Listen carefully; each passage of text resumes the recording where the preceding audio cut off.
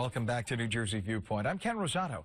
Well, lately we've seen an incredible rise in cyber attacks, and it makes one wonder, what should the average person know about these? Is cybersecurity, in fact, getting to be more and more insecure? If you're a victim of a cyber attack, what should you do? Please join me in welcoming Paul Oster, who's a cybersecurity and credit repair expert who is CEO of the firm Better Qualified in Eatontown, New Jersey.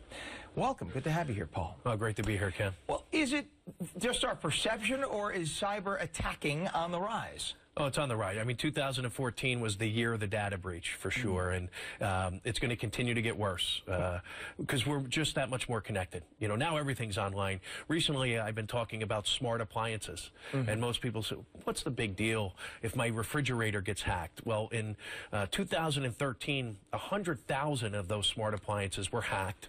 Wow. Emails were stolen, passwords were stolen, and the point there is most people use the same password for their refrigerator or smart appliance as they do for their banking account. Oh, wow. So once they're in, and anything that's connected online is just a pathway to our identity. You mean it's bad that I use the password? Yeah. Hello, goodbye, 1, 2, 3, 4, 6, 5, 4, 3, 2, 1, all of those things, or not changing your pins and passwords. We've almost become numb. We joke about it, right? Another data breach, 1 million, 10 million, 1 billion, who cares? I feel okay. Didn't hurt me, so I don't change my pins and passwords. The problem there is, you know, at Better Qualified, we see this all the time. And we deal with the aftermath, the victims. And victims of identity theft, if you could talk to one, you would know, you would do something proactively to make sure you never become one. It's just, and I'm sure I'm speaking on behalf of 90% of the people, if I could be so bold as to say this. It's a pain in the neck because we have so many passwords. I'm right, for everything, to get into your work computer, get into your home computer, to check every program, every credit card, every bank. You got 10,000 passwords. You forget about it. You want us to email you a new password? Yes, email you. Then you forget it. Next day, I'm ranting because I'm right. So it becomes so annoying. Yeah. And you got to do it because of these morons who sit in the pajamas in their grandmother's basement and they sit there trying to hack into your credit card. It is annoying, and it's a pain in the neck. But again, identity theft is a pain in the neck, your stomach, your chest, your legs. If you're a victim of identity theft, it's devastating. So I know it's inconvenient. People say to me all the time, if I have to change my account number, Paul, I have stuff that's on auto pay, and I have to call the creditor. Okay. Is it going to take you 10 minutes? The average person is dealing with the effects of identity theft years after they're a victim. How often do you recommend that we change our pins and our passwords? This is where I become the most unpopular guy in the room. It's at least every 30 days. So you're telling me I should walk off the set right now? We might want to take a commercial break. Oh, my gosh. That's crazy. But all right, but here's my question. If it's so darn easy for these hackers to hack in, then what really are you telling? Then if they could hack into my current password, then what is changing it going to do? If they can hack into this, why can't they hack into the next one? That's great. The perception is that it is easy. So the data breaches happen.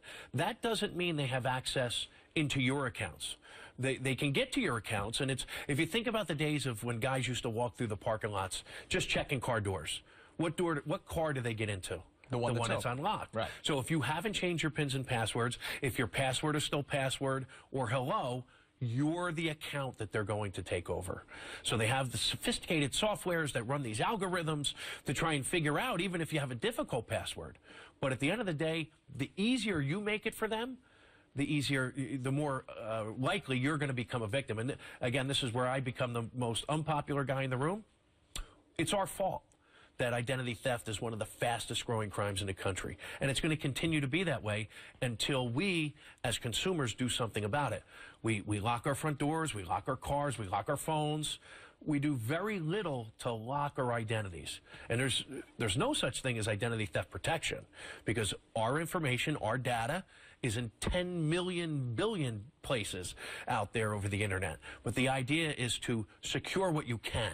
All right, let's say sadly, as I say, the inevitable happens. Because I think we've all had a credit card number stolen or whatever, or bank account violated or whatever.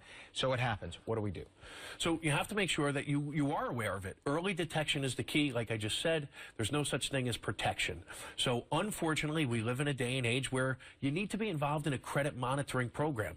And The FTC gives us all one free look on annualcreditreport.com to check our credit reports. I almost like to say thanks for nothing. Once a year, really, you know, that's something that should be changed to every 30 days we should have access. But if not, then we have to pay a couple bucks a month to be involved in a credit monitoring program. If you see red flags or you know that you've become a victim of identity theft, put a security freeze on your credit reports. No one can access those reports if you put a security freeze without lifting a PIN or a password first. So that will protect you against people opening up new lines of credit.